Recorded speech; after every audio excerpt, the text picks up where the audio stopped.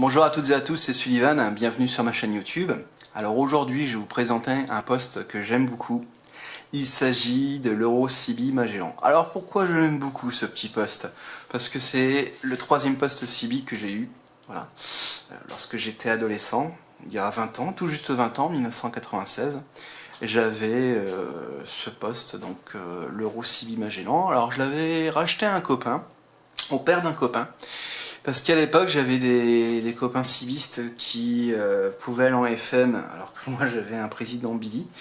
C'était pas terrible. Et d'autres qui allaient sur d'autres bandes, sur les supérieurs, sur les inférieurs, et moi je pouvais pas les suivre. Donc j'ai trouvé un poste d'occasion qui marchait bien à l'époque, ouais, ça marchait très bien. Voilà, et parce que la finalité de ce poste, malheureusement, elle n'a pas fini à la poubelle, mais presque. Voilà, donc parce que oui, le poste que vous voyez sous vos yeux, ce n'est pas le poste que j'ai eu lorsque j'avais 15 ans. Voilà, c'est un poste que j'ai racheté il y a 3 ans. Et voilà, parce que j'aimais beaucoup ce poste-là, mais celui que j'avais lorsque j'étais ado, eh bien, il est tombé en panne suite à l'un de mes bidouillages qui a raté. Voilà, disons qu'à l'époque, lorsque je démontais quelque chose, eh bien, le résultat, c'était plutôt avec perte et fracas. Hein. Voilà, je me suis amélioré, heureusement. Alors, je m'en souviens à l'époque, j'avais voulu augmenter la puissance de l'Euro CB Magellan.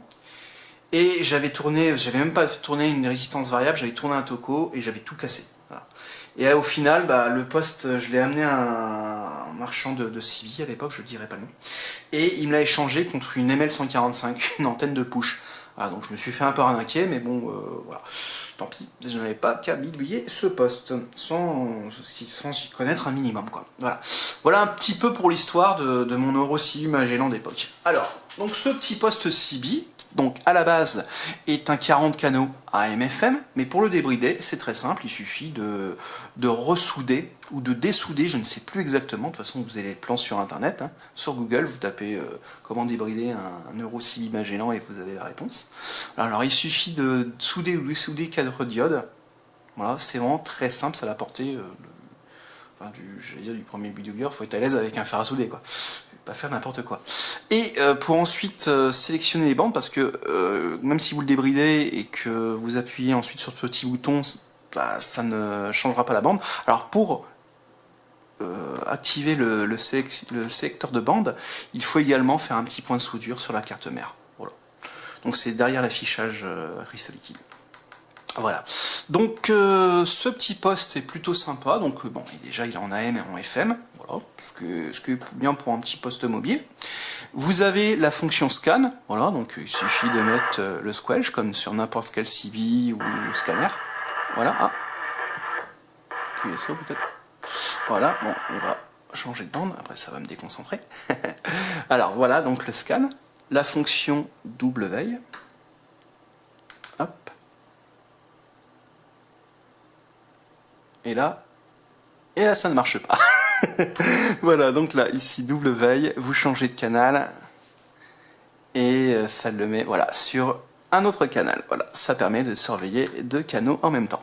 Et le bouton MORF, alors à la base, le MORF permet donc de... C'est un modulomètre quand vous parlez. Voilà, dans le micro, c'est un modulomètre. Voilà, ça permet de voir soit la modulation ou soit la puissance de sortie. Alors, puissance de sortie, ce poste, faut pas s'attendre avec comme une grande merveille. Voilà, c'est un poste qui sort 4 watts à son maximum. Et voilà, donc vraiment 4 watts au maximum. J'avais tenté d'augmenter la puissance. Mais bon, oui, j'avais peut-être augmenté de 5 watts, 6 watts. Enfin, voilà, mais bon, et encore, j'en suis pas sûr parce qu'à l'époque, j'avais pas du matériel de précision, on va dire. Voilà.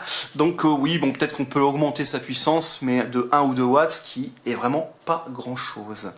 Voilà. Après, vous avez une autre fonction qui est la fonction PA. Il suffit de lever le bouton squelch, voilà, et de parler bien sûr dans les micros. Voilà, donc c'est la fonction public adresse. À l'arrière du poste, vous avez donc une prise donc PA pour un haut-parleur public adresse, une prise pour un haut-parleur externe. Il y a une prise aussi S-mètre, mais il y a, en tout cas sur le nom de poste, il n'y a pas de prise jack. Donc je pense qu'il faut se raccorder à l'intérieur, ce qui ne doit pas être pratique, ou soit il faut rajouter une prise. Voilà. Sinon, ce poste-là, il est très mignon, il est assez petit. au niveau profondeur, il est assez petit, je pense plus petit qu'un Yaesu FT817, qui est déjà super compact. Voilà, non, franchement, c'est un poste qui est plutôt mignon. J'aime beaucoup son rétroéclairage orange. Voilà, le rétroéclairage aussi des boutons en dessous, ce qui est plus trop pratique la nuit en voiture ou en fixe. Bien que qu'il n'y a pas beaucoup de fonctions sur le poste, bah, ça rajoute un petit côté sympa, un petit côté esthétique plutôt mignon. Voilà, c'est plutôt sympa, voilà. Bon, c'est un poste, voilà, c'est pas un poste qui fait USB, LSB, un truc super sophistiqué. Mais à l'époque, pour faire du local, c'était largement suffisant. Voilà.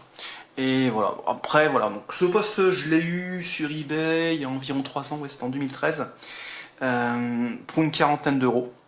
Mais vraiment dans un état impeccable. Avec le micro, bon, il n'y avait pas d'étrier, j'ai racheté un étrier. Alors le micro, vous pouvez descendre et monter les canaux. Voilà, c'est plutôt sympa. Moi à l'époque, j'utilisais un DM200, les premiers micros DM200. Voilà, les gris, avec le petit Roger Bip sympa. Et j'avais aussi donc un petit EA25 ou un EA35, un petit ampli quoi, pour du local. Voilà. Eh bien, j'espère que ce petit test rapide, enfin cette présentation, plus une présentation qu'un test, vous aura fait plaisir. Voilà. Eh bien, je vous souhaite une excellente journée et à très bientôt sur YouTube, sur Facebook, sur les réseaux sociaux ou sur les ondes. Allez, ciao!